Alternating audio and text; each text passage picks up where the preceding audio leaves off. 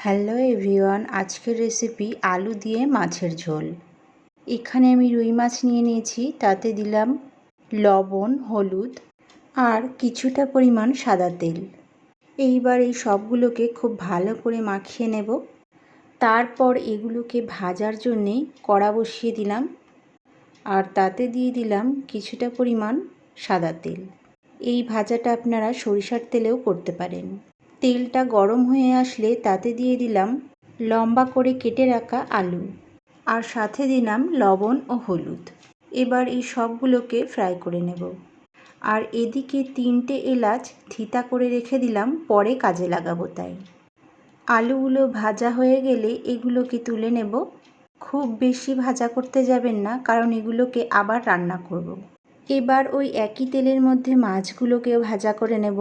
বন্ধুরা, রেসিপিটা ভালো লেগে থাকলে আমাকে লাইক, কমেন্ট ও শেয়ার করতে ভুলবেন না। আর ইউটিউব বন্ধুদেরকে বলছি আমাকে সাবস্ক্রাইব করে আমার পাশে থাকবেন। আর ফেসবুক বন্ধুদেরকে বলছি আমাকে ফলো করে সাপোর্ট করতে ভুলবেন না। আপনাদের একটা লাইক আমাকে অনেক মোটিভেট করে।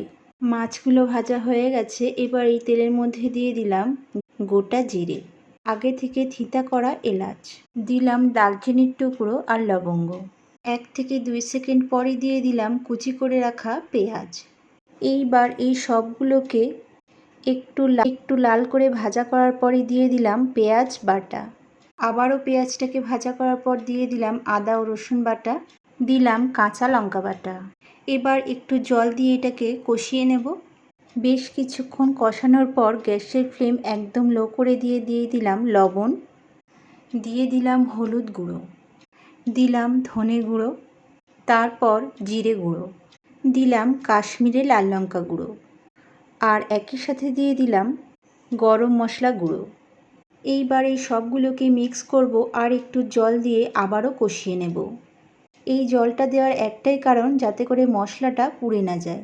বেশ ভালো করে কষানোর পর দিয়ে দিলাম আগে থেকে ভেজে রাখা আলু। তারপর আবারও 2 মিনিট কষানোর পর দিয়ে দিলাম পরিমাণ মতো জল। এবার এরই সাথে দিয়ে দিলাম আগে থেকে ভেজে রাখা রুই মাছ। মাছগুলোকে দেওয়ার পর এটাকে ঢাকা দিয়ে মিডিয়াম টু লো ফ্লেমে 10 মিনিট হতে দিলেই রেডি হয়ে যাবে আলু দিয়ে রুই মাছের ঝোল। রেসিপিটা আপনাদের কেমন লেগেছে আমাকে কমেন্টে অবশ্যই বলবেন।